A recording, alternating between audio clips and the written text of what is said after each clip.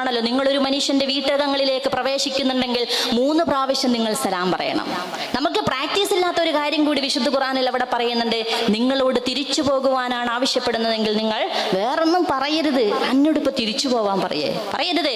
തിരിച്ചു പോകാൻ പറഞ്ഞാൽ തിരിച്ചു പോകുക എന്നതുകൂടി കൃത്യമായിട്ട് പറയുന്നുണ്ട്. 3 പ്രാവശ്യം സലാം പറഞ്ഞ് മടക്കിയാൽ മാത്രമേ നിങ്ങൾ കയറി വന്നുകൊള്ളൂ എന്ന പെർമിഷൻ എന്നാ പറയുന്നത്. പെർമിഷൻ കിട്ടിയാൽ മാത്രമേ നിങ്ങൾ അങ്ങോട്ടേക്ക് പ്രവേശിക്കാൻ പാടുള്ളൂ എന്ന് ഇസ്ലാം പറയുന്നു. സൂറത്തുൻ അൻസൽനാഹാ വഫറളനാഹാ വഅൻസൽനാ ഫീഹാ ആയാതിൻ ബയ്യിനാതിൻ ലഅല്ലകും തദക്കറൂൻ. സദഖല്ലാഹുൽ അലിയ്യുൽ അളീം. സൂറത്തുൻ നൂറിലെ 1-ാമത്തെ ആയത്താണിത്. അല്ലാഹു സുബ്ഹാനഹു വ തആല വിശുദ്ധ ഖുർആനിൽ ഈ സൂറത്തിനെ കുറിച്ച് വിശേഷിപ്പിക്കുന്നത് നാം ഇറക്കുകയും നിയമമാക്കുകയും ചെയ്ത ഒരു അധ്യായമാണിത്. നാം ഇതിൽ സ്പഷ്ടമായ മാർഗദർശനങ്ങൾ അവതരിപ്പിച്ചിരിക്കുന്നു. നിങ്ങൾ ഉത്ബുദ്ധരായെങ്കിലോ എന്നാണ്. ലിബറിടങ്ങളെക്കുറിച്ചും സാംസ്കാരിക പുരോഗമന ഇടങ്ങളെന്ന് നമ്മൾ ഉദ്ഘോഷിക്കുന്ന ഇടങ്ങളിൽ നിന്നും ഉയരുന്ന ചില വർത്തമാനങ്ങളെ കുറിച്ചുകൂടി നിങ്ങളുടെ ശ്രദ്ധ ക്ഷണിക്കുവാൻ വേണ്ടിയാണ് ജമാഅത്തെ ഇസ്ലാമി വനിതാ വിഭാഗം കേരള ഇത്രമേൽ സ്ത്രീവിരുദ്ധമോ ലിബറൽ സാംസ്കാരിക ഇടങ്ങൾ എന്ന തലക്കെട്ടിൽ ഇവിടെ പരിപാടി സംഘടിപ്പിച്ചിരിക്കുന്നത്. നമുക്കറിയാം ഒരു മനുഷ്യന് ജീവിക്കണമെങ്കിൽ മനുഷ്യൻ സൃഷ്ടിക്കുന്ന, മനുഷ്യൻ നിർമ്മിക്കുന്ന നിയമങ്ങളാണോ ജീവിതത്തെ അടുക്കും ചിട്ടയുമുള്ള ഒന്നായിട്ട് വ്യവസ്ഥപ്പെടുത്തുവാൻ സാധിക്കുക? അതല്ല. ഒരു മനുഷ്യന്റെ അവന്റെ ഇമോഷനെ കുറിച്ച്, അവന്റെ ഫിസിക്കലി, അവന്റെ അനാറ്റമിക്കലി, ശാരീരികവും മാനസികവുമായ അവന്റെ എല്ലാ തലങ്ങളെയും കുറിച്ച് കൃത്യവും സൂക്ഷ്മവുമായിട്ടും അറിയുന്ന സൃഷ്ടാവിനാണോ ഇത് വ്യവസ്ഥപ്പെടുത്തുവാൻ സാധിക്കുക എന്നതാണ് ക്വസ്റ്റ്യൻ. തീർച്ചയായും റബ്ബ് സുബ്ഹാനഹു വ തആല നിശ്ചയിച്ചു വെച്ചിരിക്കുന്ന നിയമങ്ങളെയും അതിന്റെ നിർദ്ദേശങ്ങളെയും നേരത്തെ ഇവിടെ കൃത്യമായിട്ട് സൂചിപ്പിച്ചതുപോലെ ആൺപെൺ ബൈനറികളെ കുറിച്ചും അതിരുകളെ കുറിച്ചും അതിരടയാളങ്ങളെ കുറിച്ചും ഹദ് ഹുദൂദുകളെ കുറിച്ചും കൃത്യമായിട്ട് പറയുന്ന ഇസ്ലാമിന് എങ്ങനെയാണ് ഒരു മനോഹരമായ ഒരു സമൂഹം സൃഷ്ടിക്കപ്പെടുക എന്നതിനെ കുറിച്ചും, അത് വ്യക്തിതലത്തിലാവട്ടെ, കുടുംബത്തിലാവട്ടെ, സമൂഹത്തിലാവട്ടെ, അവൻ പണിയെടുക്കുന്ന തൊഴിലിടങ്ങളിലാവട്ടെ, വിദ്യാഭ്യാസ സ്ഥാപനങ്ങളിലാവട്ടെ, എങ്ങനെയായിരിക്കണം എന്നതിനെ കുറിച്ച് കൃത്യമായ നയവും നിലപാടുകളുമുണ്ട്. ഈ നയത്തെക്കുറിച്ചും നിലപാടുകളെ കുറിച്ചും പറയുമ്പോൾ ആളുകൾ ഇതിനെ ഇന്നും ഈ 2024 പരിഹസിച്ചു കൊണ്ടേയിരിക്കുക 6-ാം നൂറ്റാണ്ടിൽ എഴുന്നേറ്റ് വന്നവരാണ്. ഒരു പെണ്ണിനെ ചാക്കിനുള്ളിൽ പൊതിഞ്ഞു കിടക്കുന്നവർ, നേരത്തെ സൂചിപ്പിച്ചതുപോലെ ആണിന്റെ പുരുഷാധിപത്യത്തിന്റെ എല്ലാവിധ മേൽക്കോയ്മകളെയും ഒരു പൊട്ടക്കിണറ്റിലെ തവളയെന്ന പോലെ അതിജീവിക്കുകയും അല്ലെങ്കിൽ അത് സഹിക്കുകയും ക്ഷമിക്കുകയും ചെയ്യുന്ന പെണ്ണ് എന്നാണ് മുസ്ലിം സ്ത്രീയെ കുറിച്ച് സാധാരണ കണക്കിന് ഇന്ന് നമ്മൾ പറയുന്ന പുരോഗമന ലിബറൽ ഇടങ്ങളിൽ നിന്നുള്ള ആളുകൾ സംസാരിക്കാറ്. അതുകൊണ്ട് തന്നെയാണ് സ്ത്രീകളുടെ പുരോഗമനത്തിന് വേണ്ടിയും അവളുടെ കോൺഫിഡൻസ് വർദ്ധിപ്പിക്കുവാൻ വേണ്ടിയും ധാരാളം നിയമങ്ങൾ ഇന്ന് ചുട്ടെടുക്കപ്പെട്ടുകൊണ്ടേയിരിക്കുന്നു. കുറച്ചു കാലങ്ങൾക്ക് മുമ്പാണ് നമ്മൾ വിദ്യാഭ്യാസ സ്ഥാപനങ്ങളിലെ പെൺകുട്ടികളുടെ യൂണിഫോമുകളെ കുറിച്ച് സംസാരിച്ചത്. വിദ്യാഭ്യാസ മേഖലയിലെ ഉയർന്ന തസ്തികയിലിരിക്കുന്ന ഒരാളാണ് പറഞ്ഞത്, ഹെട്രോനോർമറ്റിവിറ്റിയിൽ നിന്നും പെൺകുട്ടികളെ രക്ഷപ്പെടുത്തണം, അവിടെ കോൺഫിഡൻസ് വർദ്ധിപ്പിക്കണം. അതുകൊണ്ട് ആൺകുട്ടികളും പെൺകുട്ടികളും തമ്മിലുള്ള ബൈനറികൾ, അതിരുകൾ ഇല്ലാതാക്കണം. അങ്ങനെ അവരെന്ത് ചെയ്യട്ടെ, സ്വതന്ത്രമായിട്ട് വിദ്യാഭ്യാസ സ്ഥാപനങ്ങളിൽ നിന്നും അവർ ആൺകുട്ടികളുമായിട്ട് ഇടപഴകട്ടെ, അങ്ങനെ അവർക്ക് കോൺഫിഡൻസ് ഉണ്ടാവട്ടെ എന്നതായിരുന്നു അവരുടെ വർത്തമാനത്തിന്റെ പ്രധാന തലകെട്ട്. അഥവാ നിങ്ങൾ ശീലിച്ചു വരുന്ന ആൺപെൺ ബൈനറികളിൽ നിന്നും നിങ്ങൾ രക്ഷപ്പെടണം എന്നതാണ് നമ്മളുടെ കുട്ടികളോട് ഇന്ന് വിദ്യാഭ്യാസ സ്ഥാപനങ്ങളിൽ നിന്നും പറഞ്ഞുകൊണ്ടേയിരിക്കുന്നത്. അതുകൊണ്ടാണ് നമുക്ക് ഇടതുപക്ഷത്തിന്റെ വിദ്യാർത്ഥി കൂട്ടം ഉയർത്തുന്ന ഫ്ലക്സ് ബോർഡുകളെ കുറിച്ചും പറയേണ്ടി വരുന്നത്. വിദ്യാഭ്യാസ സ്ഥാപനങ്ങളിലെ ഫ്ലക്സ് ബോർഡുകളിൽ SFA പോലെയുള്ള പുരോഗമന രാഷ്ട്രീയ വിദ്യാർത്ഥി കൂട്ടം ഇന്ന് ഉയർത്തിപ്പിടിച്ചുകൊണ്ടിരിക്കുന്ന ഫ്ലക്സ് ബോർഡുകളിൽ അവർ കൃത്യമായിട്ട് എഴുതി വെക്കുന്നു, നിങ്ങൾ എന്തിനാണ് ഇങ്ങോട്ട് തുറിച്ചു നോക്കുന്നത്? ഒരാണും പെണ്ണും സെക്സിൽ ഏർപ്പെടുന്നത് ചിത്രത്തിൽ വരച്ചു വെച്ചുകൊണ്ട് അവർ ക്യാമ്പസിലെ വിദ്യാർത്ഥികളോടും തുടർന്ന് നമ്മളോടും ചോദിക്കുന്നത്, നിങ്ങൾ എന്തിനാണ് ഇങ്ങോട്ട് തുറിച്ചു നോക്കുന്നത്? ഇങ്ങനെയൊക്കെയാണ് നിങ്ങളും ഉണ്ടായത്. അഥവാ എന്താണ് പരസ്യമായിട്ട് നടക്കേണ്ടതെന്നും എന്താണ് നിങ്ങളെ രഹസ്യമാക്കി വെക്കേണ്ടത് എന്നതുമുള്ള കൃത്യമായ ഒരു സംസ്കാരത്തെ കീറി മുറിച്ചുകൊണ്ടുള്ള അവതരണമാണ്. അങ്ങനെയാണ് ചുംബന സമരം നടക്കുന്നത് അല്ലെ. ഞങ്ങൾ എന്തും ചെയ്യും, നിങ്ങൾ ഇങ്ങോട്ട് നോക്കേണ്ടതില്ല.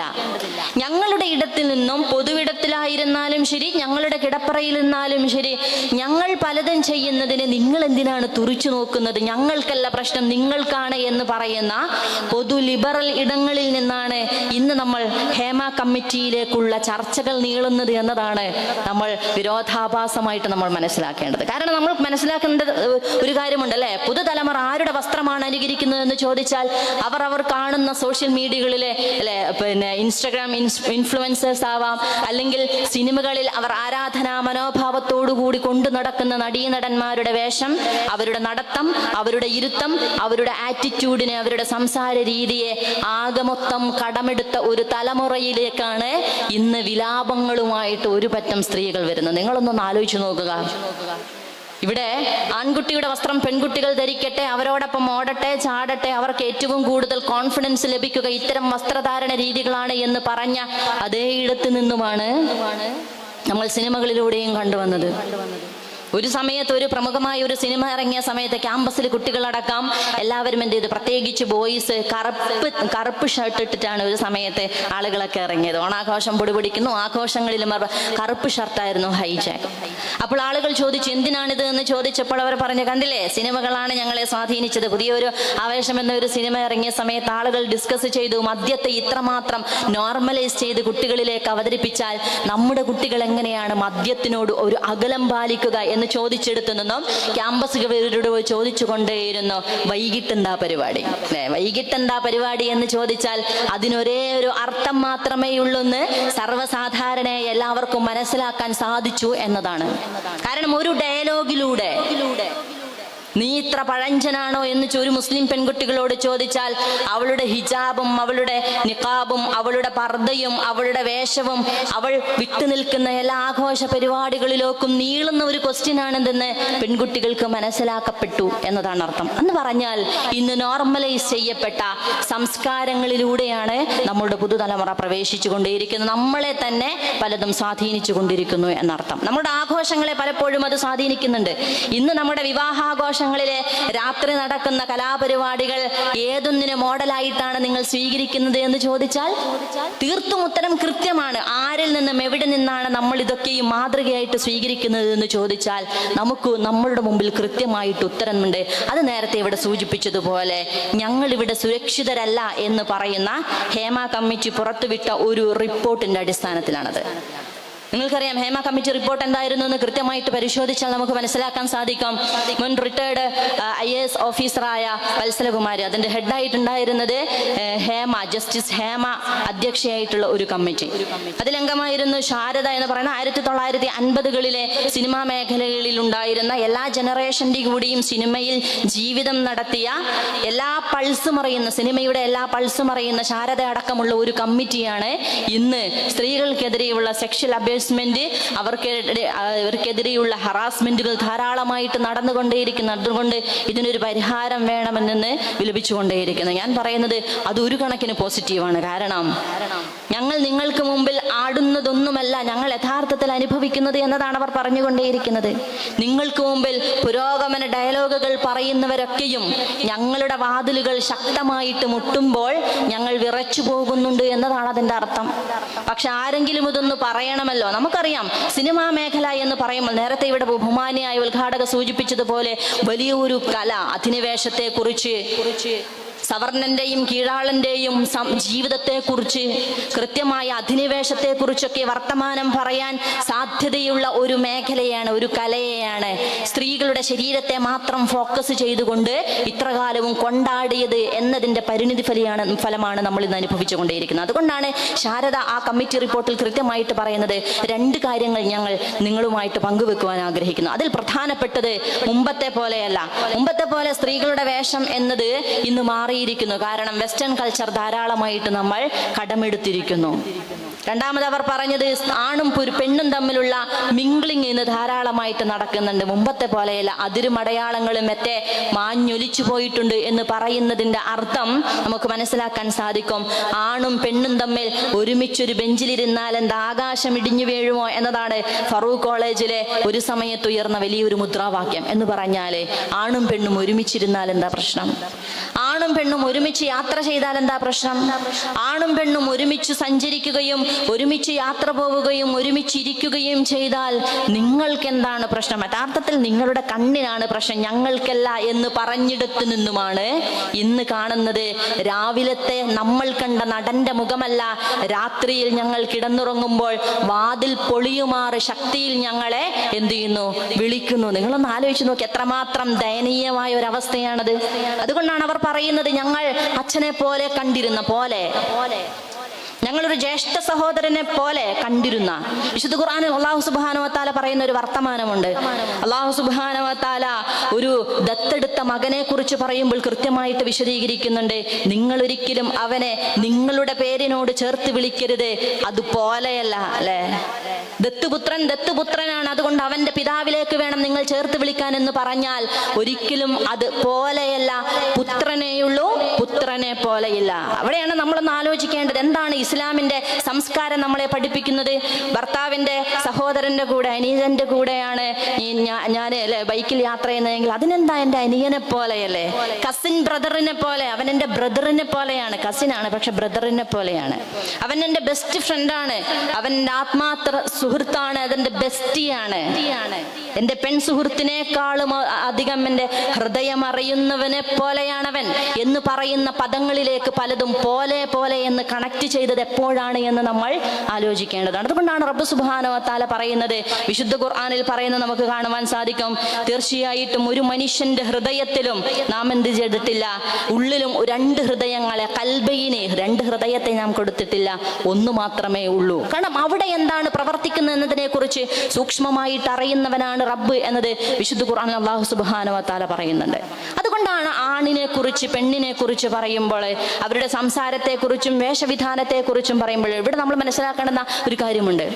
ആർക്കാണ് അതിരും പരിധികൾ നിശ്ചയിച്ചതെന്ന് പറയുമ്പോൾ പെണ്ണിന് മാത്രമാണ് അതെന്ന് ഇസ്ലാം ഒരിക്കലും പറയുന്നില്ല, ആണിനും പെണ്ണിനും കൂടിയാണ്. സൂറത്തുൻ നൂറിലെ ആ പദപ്രയോഗം അള്ളാഹുവിന്റെ ആയത്തിനെ വിശദീകരിക്കുന്ന സമയത്ത് റബ്ബ് സുബ്ഹാനഹു വ തആല ആദ്യം പറയുന്നത്, അല്ലയോ സത്യവിശ്വാസികളിലെ അയ്യുഹല്ലദീന ആമനു, നീ എന്ത് ചെയ്യുക? യഅഊ മിൻ അബ്സാരിഹിം, നീ നിന്റെ കണ്ണുകളെ താഴ്ത്തുക. ആണിനോടാണ് ആദ്യം പറഞ്ഞത്, പിന്നെയാണ് പെണ്ണിനോട് പറയുന്നത് യഅഊന മിൻ അബ്സാരിഹിന്ന. പക്ഷെ എക്സ്ട്രാ ഒരു ഫിറ്റിംഗ് ഉണ്ടല്ലേ, വലാ യുബ്ദീന സീനതഹുന്ന ഇല്ലാ മാ ളഹറ മിൻഹാ. അതെന്തിനു വേണ്ടിയിട്ടാണെന്ന് അറിയുമോ? ആണിന്റെയും പെണ്ണിന്റെയും സെക്ഷൽ ഇമോഷൻ വ്യത്യസ്തമാണ് എന്നത് ഇന്ന് ശാസ്ത്രം തന്നെ വളരെ കാലങ്ങൾക്ക് മുമ്പേ തെളിയിച്ച ഒരു വസ്തുതയെ അത് നിങ്ങൾ എത്ര നിരാകരിക്കാൻ ശ്രമിച്ചാലും, അതിൽ നിങ്ങൾ എത്രമാത്രം വെള്ളം ചേർക്കുവാൻ ശ്രമിച്ചാലും അതല്ല യാഥാർത്ഥ്യം എന്നതാണ് ഇസ്ലാം പറയുന്നത്. ആണൊരിക്കലും പെണ്ണിനെ പോലെയല്ല എന്ന് വിശുദ്ധ ഖുർആൻ പറയുമ്പോൾ ആണ് പെണ്ണിനെ പോലെയല്ല എന്ന് പറഞ്ഞു വെക്കുന്നത് നിങ്ങളുടെ ജീവിത മനോഹരമാകുവാൻ വേണ്ടി തന്നെയാണ്. ജാഹിലിയ കാലഘട്ടത്തിലെ പോലെ നിങ്ങൾ അണിഞ്ഞൊരുങ്ങി നടക്കരുത് എന്ന് ഇസ്ലാം പറയുമ്പോൾ നമ്മളൊന്ന് മനസ്സിലാക്കേണ്ട കാര്യമുണ്ട്. ജാഹിലിയ കാലഘട്ടങ്ങളിൽ എങ്ങനെയായിരുന്നു ഒരു പെണ്ണിന് ആ ജനസമൂഹം കൊടുത്തിരുന്ന റെസ്പെക്ട്? എന്ത് റെസ്പെക്റ്റാ കൊടുത്തത്? ഒരാൾക്ക് തന്നെ 10, 11, 12 ആളുകളെ ഒരേ സമയത്ത് ഭാര്യമാരും വെപ്പാട്ടിമാരും ഉണ്ടായിരുന്ന ഒരു സമയത്ത് എനിക്കൊരു പെൺകുട്ടിയാണ് ജനിച്ചതെന്ന് പറഞ്ഞാൽ വല്ല വജൂഹു മുസ്വദ്ദൻ വഹുവ ഖലീം, അത് എന്താ പറയാ, അപമാനഭാരത്താൽ മുഖം കുനിച്ചുകൊണ്ട് നടക്കുന്ന ഒരു മനുഷ്യന്റെ കുറിച്ചുള്ള കൺസെപ്റ്റ് വിശദീകരിക്കുന്നിടത്താണ് റബ്ബ് സുബ്ഹാനഹു വ തആല പറയുന്നത്, നിങ്ങൾ നിങ്ങളുടെ ജാഹിലിയ കാലത്തെ പോലെ ആവരുത്, നിങ്ങൾ നിങ്ങളുടെ വസ്ത്രത്തിൽ സൂക്ഷ്മത കാണിക്കണം, സംസാരിക്കുമ്പോൾ വഖുൽന ഖൗലൻ മഅറൂഫ. എന്താ മഅറൂഫ എന്ന് പറഞ്ഞാൽ അതിന്റെ അർത്ഥം? നിങ്ങൾ വർത്തമാനം പറയേണ്ടതില്ല എന്നതല്ല പറഞ്ഞത്, മഅറൂഫായിരിക്കണം. എന്താണ് അതിന്റെ അറബി പദം എന്ന്, അതിന്റെ അർത്ഥം എന്താ, അതിന്റെ ആഴത്തിലുള്ള അർത്ഥം എന്ന് തീർച്ചയായിട്ടും നമ്മളൊന്ന് പഠിക്കേണ്ടതുണ്ട്. അത് ഉറുഫാണ്, അത് പരിചിതമായ സംസാരമാണ്, കൃത്യതയും വ്യക്തതയുമുള്ള വർത്തമാനമായിരിക്കണം നിങ്ങളിൽ നിന്നുണ്ടാവേണ്ടത്. കൊഞ്ചിക്കുഴഞ്ഞ് സംസാരിക്കരുത്. അത് ഞാൻ കരുതുന്ന ഒരു പെണ്ണിന് കൊടുക്കുന്ന റെസ്പെക്റ്റിന്റെ ഭാഗമാണത്. നിങ്ങളിങ്ങനെ അഴകുഴമ്പൻ വർത്തമാനം പറയരുത്. നേർക്ക് നേരെ കൃത്യതയും വ്യക്തതയുമുള്ള കാഴ്ചപ്പാടുള്ള നിലപാടുള്ള വൃത്തിയുള്ള വർത്തമാനം നിങ്ങൾ പറയുക എന്ന് ഇസ്ലാം പറഞ്ഞാൽ അത് നമ്മൾ മനസ്സിലാക്കണം. അതുകൂടി റബ്ബ് സുബ്ഹാനഹു വ തആല പറയുന്നുണ്ട്, ഹൃദയത്തിൽ രോഗമുള്ള മനുഷ്യന്റെ രോഗം അത് കൂട്ടുവാൻ സാധ്യതയുണ്ട് എന്നതുകൊണ്ടാണ് അത് നിങ്ങളെക്കുറിച്ച് പറഞ്ഞത് എന്നും റബ്ബ് സുബ്ഹാനഹു വ തആല പറയുന്നു. ഇങ്ങനെ കൃത്യമായിട്ട് ഒരു മനുഷ്യന്റെ പ്രൈവസിയെ കുറിച്ച് ഞാൻ നേരത്തെ സൂചിപ്പിച്ചു. നിങ്ങൾ എന്തിനാണ് ഇങ്ങോട്ടേക്ക് നോക്കുന്നത്, ഇങ്ങനെയാണ് നിങ്ങളും ഉണ്ടായത് എന്ന ഫ്ലക്സുകൾ വെച്ച് അതാണ് പുരോഗമനം എന്ന് പറയുന്ന, വരൂ നമുക്ക് വേലികൾ പൊളിക്കാം, മതിലുകൾ തകർക്കാം എന്നതാണ് ഇന്ന് ലിബറൽ ക്യാമ്പസുകളുടെ മുദ്രാവാക്യം. ലിബറൽ ഇടങ്ങളിലെ മുദ്രാവാക്യം എന്താണ്? നമുക്കറിയാം, ഈ കുറച്ചു കാലങ്ങൾക്ക് മുമ്പാണ് തലസ്ഥാന നഗരിയിലെ ഒരു ബസ് സ്റ്റാൻഡ് പൊളിച്ചത്. എന്തുകൊണ്ടാണ് പൊളിച്ചത്? ആണും പെണ്ണും ഒരുപോലെ ഇരുന്ന് ആളുകൾക്ക് നോക്കുമ്പോൾ തന്നെ ഒരു ഇറിറ്റേഷൻ അനുഭവപ്പെടുന്ന രീതിയിൽ ആളുകൾ പ്രതികരിച്ചു തുടങ്ങുമ്പോൾ അതിനെക്കുറിച്ച് മറ്റുള്ളവർ പറഞ്ഞത്, നിങ്ങൾ എന്താണ് സദാചാര പോലീസിംഗ് ആണോ എന്നതാണ് ചോദിച്ചത്. എന്ന് പറഞ്ഞാൽ നമ്മുടെ മുമ്പിൽ ഇന്ന് ആണിനെ കുറിച്ചോ പെണ്ണിനെ കുറിച്ചോ അതിരുകളെ കുറിച്ചോ സംസാരിക്കുന്ന സമയത്ത് ആളുകൾ ചില വർത്തമാനങ്ങൾ കൊണ്ട് ചില പദപ്രയോഗങ്ങൾ കൊണ്ട് നമ്മളെ അടിച്ചിരുത്തും. അതിൽ ഒന്നാണെന്ത്? സദാചാര പോലീസിംഗ് ആണോ? നിങ്ങൾ ഏത് നൂറ്റാണ്ടിലാണ് ജീവിക്കുന്നത് എന്ന പുതിയ പുതിയ പദപ്രയോഗങ്ങളിലൂടെയാണ് ഇന്ന് പലപ്പോഴും സംസ്കാരത്തെക്കുറിച്ചും അതിരുകളെക്കുറിച്ചും സംസാരിക്കുന്ന ആളുകളെ അടിച്ചമർത്തുക എന്നതാണ്. നിങ്ങൾക്കറിയാം അല്ലേ, നമ്മളിന്ന് നേരത്തെ സൂചിപ്പിച്ചതുപോലെ മാറുമറക്കുന്നതുമായി ബന്ധപ്പെട്ട് നിങ്ങൾ മര്യാദക്ക് വസ്ത്രം ധരിക്കൂ എന്നതുമായി ബന്ധപ്പെട്ടിട്ടൊക്കെയും വസ്ത്രധാരണം ധരിക്കുക, നന്നായി വസ്ത്രം ധരിക്കുക എന്നത് എൻ്റെ അഭിമാനത്തിന്റെ കൂടി കാര്യമാണെന്നൊരു പെണ്ണ് തീരുമാനിക്കുകയാണെങ്കിൽ അതിനെ പഴഞ്ചനെന്ന് വിളിക്കാൻ തുടങ്ങിയത് എപ്പോൾ മുതലാണെന്ന് നിങ്ങൾ മനസ്സിലാക്കണം. നേരത്തെ ഞാൻ സൂചിപ്പിച്ചതുപോലെ ഹേമ കമ്മിറ്റി അംഗമായ വത്സരകുമാർ, റിട്ടയർഡ് IAS ഓഫീസർ, അവർ പറയുന്നുണ്ട്, സാധാരണ പുരുഷ സംവിധായകരാണ് വസ്ത്രം നിശ്ചയിക്കുന്നത് എങ്കിൽ അവർ ആ കഥാപാത്രവുമായിട്ട് ഒരു പുലബന്ധവുമില്ലാത്ത വസ്ത്രമാണ് സ്ത്രീകൾക്ക് നിശ്ചയിച്ചു കൊടുക്കാറ്. ആ സിനിമയുമായിട്ട് ഒരു തരത്തിലും ഫിറ്റാവാത്ത ഡാൻസ്, കാബറ നൃത്തത്തിന് അവരെ പ്രേരിപ്പിക്കുകയും ചെയ്യും. ആരുടെ ആവശ്യമാണ് ഇതെന്ന് ചോദിച്ചാൽ, ഞങ്ങൾക്ക് പുരുഷന്മാരായ കുറച്ചാളുകൾ ഇക്കിളിപ്പെടുത്തിക്കൊണ്ട് മാത്രമേ ഈ വ്യവസായം നിൽക്കുവാൻ സാധിക്കുകയുള്ളൂ. അതിന് ആരെ ഞങ്ങൾ പ്രൊജക്റ്റ് ചെയ്യുന്നുവെന്നത് പുരുഷന്റെ കൃത്യമായിട്ട് നിലപാടിന്റെ ഭാഗമാണ്. പക്ഷേ അത് സമ്മതിക്കുകയും അതിനനുസരിച്ച് കോലം കെട്ടുകയും ചെയ്യുമ്പോൾ അതിനെയാണ് നമ്മൾ മാതൃകയായിട്ട് സ്വീകരിക്കുന്നത് എന്നതാണ് ഏറ്റവും സങ്കടകരമായ അവസ്ഥ. അവിടെ നിന്നാണ് ഇന്ന് പറയുന്നത്, ഞങ്ങളുടെ കഥയുമായിട്ട് ഞാൻ കുറെ കാലം നടന്നു, പക്ഷേ എന്നോട് ചില ചോദ്യമുണ്ട്, അഡ്ജസ്റ്റ്മെന്റ് ചെയ്യുമോ? അല്ലെ, അതിന് തന്നെ എല്ലാം മനസ്സിലാക്കണം എന്നാണ്.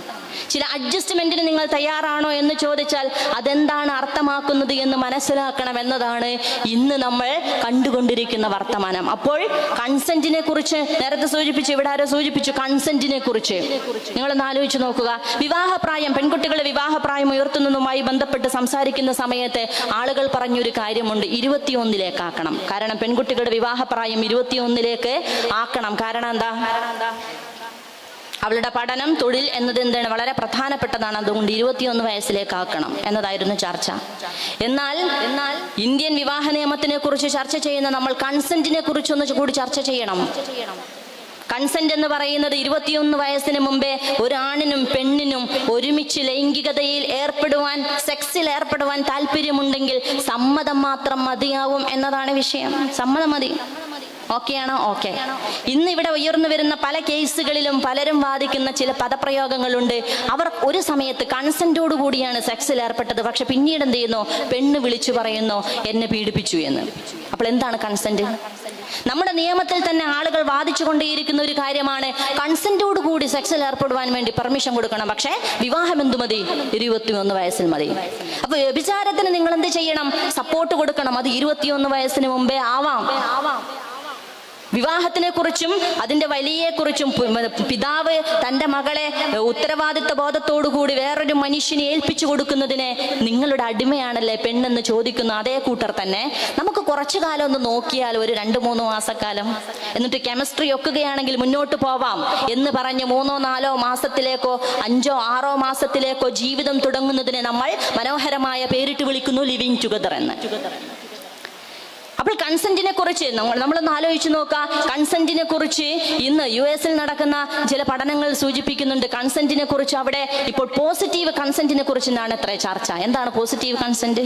നേരത്തെ ഞാൻ സൂചിപ്പിച്ചതുപോലെ കുറെ കാലം കഴിഞ്ഞ് അവൾ എൻ്റെ അടുത്ത് വന്ന് പറയരുത്, ഇന്ന സമയത്ത് 2001 ഇന്ന സമയത്ത് 6 മണിക്ക് ഇന്ന ഹോട്ടലിൽ വെച്ച് ജോർജിൽ വെച്ച് എന്നെ പീഡിപ്പിച്ചു, ഞാൻ റേപ്പിന് ഇരയായി എന്നൊരു പെണ്ണും വന്ന് പറയരുത് എന്നതുകൊണ്ട് കൺസെന്റിനെ കുറിച്ച് US കുറച്ച് പോസിറ്റീവ് കൺസെന്റിനെ കുറിച്ചിട്ടുള്ള പഠനമാണ്. എന്താണ് പോസിറ്റീവ് കൺസെന്റ്? നിങ്ങൾ എങ്ങനെയാണ് കൺസെന്റിൽ ഏർപ്പെടേണ്ടത് അതിനെക്കുറിച്ച് പറയുന്നത്. ഇന്ന് US ചില ക്യാമ്പസുകളിൽ കൺസെന്റ് കിറ്റ് വിതരണം ചെയ്യുന്നതാണ്. എന്താണ് കിറ്റിലുള്ളതെന്ന് ചോദിച്ചാൽ ഒരു പെന്നുണ്ട്, കൺസെന്റിന് വേണ്ടിയിട്ടുള്ള ഒരു ഡോക്യുമെന്ററി പേപ്പർ ഉണ്ട്, അതിന്റെ കൂടെ ഒരു മിന്റ് ഉണ്ട്, അത്ര സെക്സിൽ ഏർപ്പെടുന്നുണ്ട്, പിന്നെ ഒരു കോണ്ടം ഉണ്ട്. എന്തിനു വേണ്ടിയിട്ടാണ്? ഈ കൺസെന്റിന്റെ ഈ കിറ്റ് പിടിച്ചുകൊണ്ട് 2 പേർ ഫോട്ടോ എടുക്കുകയും വേണം, ആ കൺസെന്റിൽ കരാറിൽ ഒപ്പുവെക്കുകയും ചെയ്യണം. എന്താണ് ഇതിന്റെ പേര്? കൺസെന്റോടുകൂടി പിന്നീട് ഒരിക്കൽ വാദി പ്രതിയോ പ്രതിവാദിയോ ആകാതിരിക്കുവാൻ വേണ്ടി ഞങ്ങൾ എടുക്കുന്ന ഒരു ഫോട്ടോ പോസിന്റെ പേരെന്താണ്? കൺസെന്റോടുകൂടിയാണ് ഞങ്ങൾ ഇത് ചെയ്തത് എന്നതാണ്. നിങ്ങളൊന്ന് ആലോചിച്ച് നോക്കുക. വിവാഹത്തെക്കുറിച്ച് വിശുദ്ധ ഖുർആനിൽ കൃത്യമായിട്ട് പറയുന്നത് ഇത് നിങ്ങളുടെ ബലിഷ്ഠമായ കരാർ എന്നാണ്. നിങ്ങൾക്കൊരു മനുഷ്യന്റെ മേലുള്ള ബലിഷ്ഠമായ കരാറിന്റെ വേറൊരു പതിപ്പിലേക്കാണ് കൺസെന്റ് എന്നത് മാറ്റുന്നതെങ്കിൽ എന്താണ് നിങ്ങൾ അർത്ഥമാക്കുന്ന വിവാഹം എന്നത് യഥാർത്ഥത്തിൽ ചിന്തിച്ചു നോക്കേണ്ടതുണ്ട്. നമുക്കറിയാമല്ലേ എങ്ങനെയാണ് മുസ്ലിം സ്ത്രീയുടെ വേഷവിധാനത്തെക്കുറിച്ച് സാംസ്കാരിക പുരോഗമന ലോകം ഇക്കാലം അത്രയും ചർച്ച ചെയ്തത് എന്നതിന് ഒരു തെളിവുണ്ട്. മരണമെത്തുന്ന നേരത്ത് നീ എൻ്റെ അരികിൽ ഉണ്ടായിരുന്നെങ്കിൽ എന്ന് എഴുതിയ പാട്ട് എഴുതിയ അല്ലെ, അദ്ദേഹത്തിന്റെ പേര് ഞാൻ പറയുന്നില്ല, മനസ്സിലാവുമെങ്കിൽ ആളുകൾക്ക് തിരിയും എന്ന് പറയുന്ന ഇന്ന് സിനിമാ ലോകത്തെ ഏറ്റവും പ്രശസ്തനായ ഒരു മനുഷ്യൻ, അദ്ദേഹം എഴുതിയ പർദ്ദയെക്കുറിച്ച് എഴുതിയ കുറച്ച് വരികളുണ്ട്. അതിപ്രകാരമാണ്: തല മൂടിയിട്ടുണ്ട്, മുഖം കാണുവാനില്ല, കയ്യില്ല, കാലില്ല, വലക്കണ്ണികൾക്കുള്ളിൽ കണ്ണുകളുണ്ട്, പക്ഷെ കാണാനുള്ളതല്ല, അല്ല മൃതദേഹമല്ലിത് മതദേഹം. ഇതായിരുന്നു അദ്ദേഹത്തിന്റെ കവിത.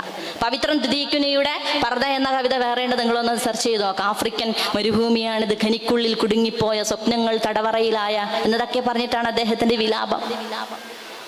എന്ന് പറഞ്ഞാൽ സ്ഫോടനം സംഭവിക്കുന്നുണ്ട്, പക്ഷെ പാവം ഖനിക്കുള്ളിലാണ്, സ്വപ്നങ്ങൾ തകർന്നിട്ടുണ്ട്, ആഗ്രഹങ്ങൾ തകർക്കപ്പെട്ടിട്ടുണ്ട് എന്നതൊക്കെയാണ് അദ്ദേഹത്തിന്റെ കവിത. നിങ്ങളൊന്ന് ആലോചിച്ച് നോക്കൂ. ഇദ്ദേഹം ഈ കവിത എഴുതുന്ന സമയത്ത് റഫീഖ് അഹമ്മദ് അദ്ദേഹത്തിന്റെ കവിത എഴുതുന്ന സമയത്ത് കാണാനുള്ളതല്ല മൃതദേഹമല്ലത മതദേഹം എന്ന് പറയുമ്പോഴും അദ്ദേഹം ഒരു പെണ്ണിന്റെ, ഒരു മുസ്ലിം പെണ്ണിന്റെ ആത്മാഭിമാനത്തിനെ ഏൽപ്പിക്കുന്ന അടി എത്രമാത്രം ഉണ്ടെന്ന് നമ്മളൊന്ന് ആലോചിച്ച് നോക്കണം. പക്ഷെ അപ്പോഴും നമ്മൾ മനസ്സിലാക്കുന്നത് ഇദ്ദേഹം ഏതിനു വേണ്ടിയിട്ടാണോ പേന എഴുതിക്കൊണ്ടേയിരിക്കുന്നത് ആ ഫീൽഡിലുള്ള പെൺകുട്ടികളെയും സ്ത്രീകളെയും അവിടെയുള്ള ആളുകൾ മൃതദേഹം പോലുമായിട്ട്, മൃതദേഹത്തിനോട് സാധാരണ നമ്മൾ റെസ്പെക്ട് കാണിക്കാറുണ്ട്, മൃതദേഹം പോലുമായിട്ടുമല്ല കാണുന്നത്, ഒരു ശരീരം മാത്രമായിട്ട് അല്ലെ, മജ്ജയോ മാംസമോ വികാരമോ ഒന്നുമില്ലാത്ത, അഭിമാനമില്ലാത്ത, പലപ്പോഴും ട്രാപ്പ് ചെയ്യപ്പെടുന്ന, വാഗ്ദാനങ്ങൾ കൊണ്ട് വഞ്ചിക്കുന്ന, വാതിലുകൾ മുട്ടിപ്പൊളിക്കുവാൻ വേണ്ടി മാത്രം അല്ലെ ഉപയോഗിക്കുന്ന, ഭീഷണിപ്പെടുത്തുന്ന, അതല്ല എങ്കിൽ വസ്ത്രം മാറ്റുന്ന ഇടങ്ങളിൽ ക്യാമറ വെച്ചുകൊണ്ട് ഒരു ശരീരം മാത്രമാക്കി കാണുന്ന ഒരു ലോകത്തെക്കുറിച്ച് അദ്ദേഹത്തിന് എന്താണ് പറയാനുള്ളത്? അപ്പോൾ ഇസ്ലാമിനെ കുറിച്ച് എന്നും അല്ലെ, ഇസ്ലാമിന്റെ അതിരടയാളങ്ങളെ കുറിച്ച് ചർച്ച ചെയ്യുക എന്നതാണ് തീർച്ചയായിട്ടും ഈ സമയത്ത് നമ്മളിൽ നിക്ഷിപ്തമായ ഒരു കടമയെന്ന് ഞാൻ വിശ്വസിക്കുന്നു. നേരത്തെ ഇവിടെ ഖുർആൻ പാരായണം ചെയ്തതിൽ വളരെ വ്യക്തമാക്കിയിട്ട് പറഞ്ഞു അപവാദത്തിനെ കുറിച്ചാണ്. അതുകൊണ്ട് പറഞ്ഞു നിർത്താണ്. അപവാദത്തെ കുറിച്ചാണ് പറഞ്ഞത്. നമ്മളിങ്ങനെ കേൾക്കുമ്പോൾ നിങ്ങളൊന്ന് ആലോചിച്ച് നോക്കുക. ഈ ന്യൂസ് ഇങ്ങനെ വന്നുകൊണ്ടേയിരിക്കുമ്പോൾ, ഇത് വായിച്ചു കൊണ്ടേയിരിക്കുമ്പോൾ നമ്മളുടെ മനസ്സിലുണ്ടാകുന്ന ഒരു തരം എന്താണ് വേരിയേഷൻസിനെ കുറിച്ച് നമ്മളൊന്ന് ആലോചിച്ച് നോക്കുന്നുണ്ടോ? അതുകൊണ്ടാണ് വിശുദ്ധ ഖുർആൻ അല്ലാഹു സുബ്ഹാനഹു വ തആല അപവാദത്തെ കുറിച്ച് പറയുന്ന സമയത്ത് 80 അടി അടിക്കണം എന്ന് പറഞ്ഞതിനെ പണ്ഡിതന്മാർ അതിനെക്കുറിച്ച് വിശദീകരിക്കുന്നത് മദ്യപാനത്തിനോ മോഷണത്തിനോ ഒന്നുമില്ലാത്ത രൂക്ഷമായ കഠിനമായ ശിക്ഷ എന്തിനാണ് വ്യഭിചാര ആരോപണത്തിന് വെച്ചതെന്ന് ചോദിച്ചാൽ, ഇത് നിങ്ങൾ എന്ത് ചെയ്യരുത്, വ്യാപകമായിട്ട് വേറൊരു മനുഷ്യന്റെ മേൽ നിങ്ങൾ ആരോപിക്കരുത്. ആണോ പെണ്ണോ, പെണ്ണോ ആണോ, യർമൂനുൽ മുഹ്സനാത്തി എന്ന് പറഞ്ഞിട്ടുള്ള ആയത്തിനെ പരിശോധിക്കുകയാൽ നമുക്ക് മനസ്സിലാക്കാൻ സാധിക്കും. നിങ്ങളതങ്ങനെ എന്ത് ചെയ്യരുത്, വളരെ സില്ലി ആയിട്ടുള്ള കാര്യമായിട്ട് എടുക്കരുത്. അങ്ങനെ ചെയ്താൽ സമൂഹത്തിൽ ഇത്തരത്തിലുള്ള പ്രവണതകൾ ഒന്ന് ടെസ്റ്റ് ചെയ്ത് നോക്കിയാലോ എന്ന പ്രവണത വ്യാപിക്കും എന്നതിനെ കുറിച്ച് കൂടിയാണ് പണ്ഡിതന്മാർ അതിനെക്കുറിച്ച് വിശദീകരിക്കുന്നത്, ഇത് വ്യാപകമാകുന്നത് എന്ന് അല്ലാഹു സുബ്ഹാനഹു വ തആല പറയുന്നത്. അതുകൊണ്ടാണ് ആ ആയത്തിന്റെ അവസാനത്തിൽ റബ്ബ് സുബ്ഹാനഹു വ തആല പറയുന്നത് വതഹസബൂനഹു ഹയ്യനൻ വഹുവ ഇൻദല്ലാഹി അളീം. നിങ്ങൾക്കത് നിസ്സാരമായിരിക്കും, പക്ഷെ അള്ളാഹുവിന്റെ അടുക്കൽ അത് വളരെ അടുത്ത പാപമാകുന്നു, ഗൗരവപ്പെട്ട വിഷയമാകുന്നു എന്ന് റബ്ബ് സുബ്ഹാനഹു വ തആല പറയുന്നുണ്ട്. അപ്പോൾ ഒരു പെണ്ണും ആൺകുട്ടിയാണെങ്കിലും പെൺകുട്ടിയാണെങ്കിലും നിങ്ങളുടെ മക്കൾ അല്ലെങ്കിൽ മുതിർന്ന ആളുകൾ അല്ലെങ്കിൽ വീട്ടിലെ സന്തത സഹചാരികളായ സ്ത്രീ പുരുഷന്മാര് വീട്ടിലേക്ക് പ്രവേശിക്കുന്ന സമയത്ത് എപ്പോൾ പ്രവേശിക്കണം? വിശുദ്ധ ഖുർആനിൽ അതിനെ കുറിച്ച് പറയുന്നുണ്ട്. ളുഹറിന് ശേഷം നിങ്ങൾ വസ്ത്രം അഴിച്ചു വെച്ചതിന് ശേഷം പറ്റൂല, ഖബ്ല സുബ്ഹി, സുബ്ഹിന് മുമ്പ് പറ്റൂല, ബഅദൽ ഇശാഇന് ശേഷം. ആ ആയത്തുകൾ പരിശോധിച്ചാൽ മനസ്സിലാക്കാം, നിങ്ങൾ വിശ്രമത്തിലിരിക്കുന്ന സമയത്ത് നിങ്ങളുടെ റൂമിലേക്ക് നിങ്ങളുടെ കൊച്ചുമക്കളാണെങ്കിൽ പോലും പെർമിഷൻ കൂടാതെ അകത്തേക്ക് കടക്കരുത്. നിങ്ങൾ 6 വയസ്സായാൽ നിങ്ങളുടെ മക്കളെ മാറ്റിക്കിടത്തണം എന്നൊക്കെ പറഞ്ഞാല് രഹസ്യമായിട്ടും ഒരു മനുഷ്യന്റെ രഹസ്യ സ്വഭാവത്തിൽ കൊണ്ടു നടക്കേണ്ടുന്ന അവന്റെ പ്രൈവസിക്ക് കൊടുക്കേണ്ടുന്ന റെസ്പെക്റ്റിനെ കുറിച്ച് കൂടിയാണ് ഇസ്ലാം വളരെ മനോഹരമായിട്ട് പറയുന്നത്.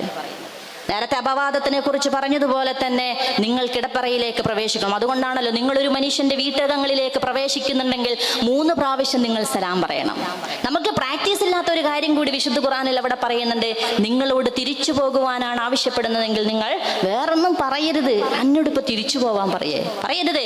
തിരിച്ചു പോകാൻ പറഞ്ഞാൽ തിരിച്ചു പോകുക എന്നതുകൂടി കൃത്യമായിട്ട് പറയുന്നുണ്ട്. 3 പ്രാവശ്യം സലാം പറഞ്ഞ് മടക്കിയാൽ മാത്രമേ നിങ്ങൾ കയറി വന്നുകൊള്ളൂ എന്ന പെർമിഷൻ പെർമിഷൻ കിട്ടിയാൽ മാത്രമേ നിങ്ങൾ അങ്ങോട്ടേക്ക് പ്രവേശിക്കാൻ പാടുള്ളൂ എന്ന് ഇസ്ലാം പഠിപ്പിക്കുന്നു. എന്ന് പറഞ്ഞാൽ അതിരുകളെയും പരിധികളെയും കുറിച്ച്, നിങ്ങളുടെ പ്രൈവസികളെ കുറിച്ച്, നിങ്ങൾക്ക് ലഭിക്കേണ്ടുന്ന റെസ്പെക്റ്റിനെ കുറിച്ച്, ഒരു മനുഷ്യന്റെ അന്തസ്സിനും അഭിമാനത്തെയും കുറിച്ച് വിശദീകരിക്കുന്നിടത്താണ് ഇത്തരത്തിലുള്ള ഹദ്ദിനെയും ഹുദൂദിനെയും കുറിച്ചും വിശുദ്ധ ഖുർആൻ പറയുന്നത് എന്നർത്ഥം. അപ്പോൾ ജീവിതം എന്ന് പറഞ്ഞാൽ അത് വളരെ മനോഹരമായിട്ട് നിങ്ങൾക്ക് അടുക്കും ചിട്ടയോടും കൂടി വ്യവസ്ഥപ്പെടുത്തണമെങ്കിൽ ഹിജാബ് എന്ന് പറയുന്നത് ഉപ്പാന്റെയും ഇക്കാക്കാന്റെയും ഭർത്താവിന്റെയും മുമ്പിലിടുന്ന തട്ടത്തിന്റെ പേരാണെന്ന് നമ്മൾ ആരെങ്കിലും ധരിച്ചു വെച്ചിട്ടുണ്ടോ? ഇല്ല. ഹിജാബ് എന്ന് പറഞ്ഞാൽ എനിക്ക് പൊതുസമൂഹത്തിൽ ഇറങ്ങുമ്പോൾ ഞാൻ സ്വീകരിക്കേണ്ടുന്ന വസ്ത്രത്തിന്റെ പേരാണ് അത്. അതെനിക്ക് കോൺഫിഡൻസ് നൽകുന്നു, അതെനിക്ക് സേഫ്റ്റി നൽകുന്നു, അതെനിക്ക് ആത്മവിശ്വാസം നൽകുന്നു എന്ന് പറഞ്ഞാൽ അത് ഉള്ളിലിടുന്ന വസ്ത്രത്തിന്റെ പേരല്ല, മറിച്ച് എനിക്ക് വിവാഹബന്ധം ഹലാലാക്കപ്പെട്ട ആളുകളുടെ മുമ്പിൽ ഇറങ്ങുമ്പോൾ ഞാൻ ധരിക്കുന്ന വസ്ത്രത്തിന്റെ പേരാണ്. ഇങ്ങനെ ലിബറലിടങ്ങളിൽ ഉണ്ടാക്കപ്പെടുന്ന ചുട്ടടക്കപ്പെട്ടുകൊണ്ടിരിക്കുന്ന നിയമങ്ങളെ കുറിച്ച്, കൺസെന്റിനെ കുറിച്ച്, ലിവിങ് ടുഗദറിനെ കുറിച്ച്, ജീവിതത്തിൽ അവർ സ്വീകരിക്കുന്ന നിലപാടുകളെ കുറിച്ച്. ഇനിയോ 2017 അതിജീവിത എന്ന് പറയുന്ന പെണ്ണ് അല്ലെ, ഒരു സിനിമാ പ്രവർത്തക, അവർക്ക് നേരെ നടത്തിയ ദാരുണമായ ഒരു പ്രശ്നമാണല്ലോ ഇത്തരത്തിലുള്ള ഹേമ കമ്മിറ്റിയിലേക്ക് വഴി തുറന്നു വിട്ടത്. 2017 കഴിഞ്ഞു, ഇപ്പോൾ 2024 എന്താണ് അവർക്കെതിരെ കൊടുത്ത ശിക്ഷ എന്ന് ചോദിച്ചാൽ, അവർക്കതിന് എന്ത് ന്യായമാണ്, എന്ത് നീതിയാണ് അവർക്ക് ലഭിച്ചത് എന്ന് ചോദിച്ചാൽ നമ്മുടെ ഭരണകൂടവും ഇന്ന് പ്രതിക്കൂട്ടിലാണ്. ആരാണ് പൂച്ചക്കാര് മണികെട്ടും എന്നതാണ് ചോദ്യം. ഇവിടെ അധികാരമുള്ള പവർ ഗ്രൂപ്പ് പ്രവർത്തിക്കുന്ന ആരെങ്കിലും ഒച്ച വെച്ചാൽ നിങ്ങളെ ഈ ഫീൽഡിലേക്ക് വേണ്ട എന്ന് പറഞ്ഞ് അരികിവൽക്കരിച്ച് കളയുന്ന ഒരു ഇടത്തിൽ നിന്നുമുള്ള വർത്തമാനങ്ങൾക്ക്, അവിടെ നിന്നുയരുന്ന പ്രതിഷേധങ്ങൾക്ക് ആരാണ് നീതിപൂർവമായി ഒരു വിധി കൽപ്പിക്കുക എന്നിടത്താണ് ക്വസ്റ്റ്യൻ. തീർച്ചയായിട്ടും മനോഹരമായ ജീവിതത്തെ കുറിച്ച് ഭരണകൂടം ചുട്ടെടുക്കുന്ന നിയമങ്ങളിൽ പോലും ഇതിന് കാരണമാകുന്ന പലതുമുണ്ട്. ഭാവി തലമുറയെ ബാധിക്കുന്നുണ്ട്, വിദ്യാഭ്യാസ സ്ഥാപനങ്ങളെ, തൊഴിലിടങ്ങളെ, കുടുംബങ്ങളെ, നമ്മുടെ വ്യക്തികളെയും അത് ബാധിക്കുന്നുണ്ട് എന്ന് മനസ്സിലാക്കിക്കൊണ്ട് തന്നെ അർഹമായ ശിക്ഷ നൽകുക എന്നതും ഇത്തരം വലിയ കലകളെ കൃത്യമായിട്ട് ഉപയോഗപ്പെടുത്തുക എന്നതും തീർച്ചയായിട്ടും നമ്മളാൽ സാധ്യമാവണം എന്നും പറഞ്ഞുകൊണ്ട് അവസാനമായിട്ട് എല്ലാം നമ്മളെ സൃഷ്ടിച്ച റബ്ബ് നമുക്ക് നൽകിയിട്ടുള്ള നിർദ്ദേശങ്ങൾ തീർച്ചയായും പരലോകത്തിലെ സ്വർഗത്തിന് വേണ്ടി മാത്രമല്ല, ഈ ഇഹലോകത്തിനെ ഏറ്റവും മനോഹരമായി ജീവിച്ച് ചേർക്കുവാനുള്ളത് കൂടിയാണ്. അതല്ല എങ്കിൽ കുറച്ചു കാലം കഴിഞ്ഞ് നമ്മൾ പറയും എനിക്കെന്താണ്, എനിക്ക് മൂഡ് സ്വിങ്സ് ആണെന്ന് പറയും. ചിലപ്പോഴും നമ്മൾ പറയും ഞാൻ കുറച്ചു കാലമായിട്ട് എന്താണ് ഡിപ്രഷനിലായിരുന്നു എന്ന് പറയും, അല്ലേ? കുറച്ചു കാലമായിട്ട് ഞാൻ ഒറ്റക്ക് എൻ്റെ കാര്യങ്ങളൊക്കെ ഇങ്ങനെ അതിജീവിക്കണം, എവിടെയും എനിക്കൊരു സമാധാനമില്ല എന്ന് പറയുന്നിടത്തിലേക്ക്, മാനസികവും ശാരീരികവുമായിട്ട് നിങ്ങൾ തളരുന്ന ഇടത്തിലേക്ക് നിങ്ങളെ കൊണ്ടെത്തിക്കാതിരിക്കുക എന്നതാണ് ഒരു മനുഷ്യന് നൽകുന്ന കൽപ്പനകളുടെ മനോഹരമായ ആ കൃത്യപ്പെടുത്തൽ എന്ന് മനസ്സിലാക്കിക്കൊണ്ട് നമ്മുടെ ജീവിതത്തെ കാണണമെന്നും തീർച്ചയായിട്ടും റബ്ബ് സുബ്ഹാനഹു വ തആല പറഞ്ഞതുപോലെ നിങ്ങൾക്കിതിലൊക്കെയും ഉത്ബോധനങ്ങളുണ്ട് ചിന്തിക്കുന്നവർക്ക് എന്ന് പറഞ്ഞിട്ടാണ് ആ ആയത്ത് റബ്ബ് തുടങ്ങിയതും ആ ആയത്തിനെ അവസാനിപ്പിച്ചതും. തീർച്ചയായിട്ടും മനോഹരമായ ജീവിതത്തിന് വേണ്ടിയിട്ടുള്ള ലിബറൽ കാലങ്ങളിൽ നിന്നും ചുട്ടെടുക്കുന്ന വിദഗ്ധമായി നമ്മളിലേക്ക് ഇഞ്ചക്ട് ചെയ്യുന്ന പലതിനെയും കീറിമുറിച്ച് പരിശോധിക്കാൻ നമുക്ക് സാധ്യമാവട്ടെ എന്ന് പ്രാർത്ഥിച്ചുകൊണ്ട് ഞാൻ എൻ്റെ വാക്കുകൾ അവസാനിപ്പിക്കുകയാണ്. വാഖിറു ദഅവാന അനിൽ ഹംദുലില്ലാഹി റബ്ബിൽ ആലമീൻ. അസ്സലാമു അലൈക്കും വറഹ്മത്തുള്ളാഹി വബറകാതുഹു.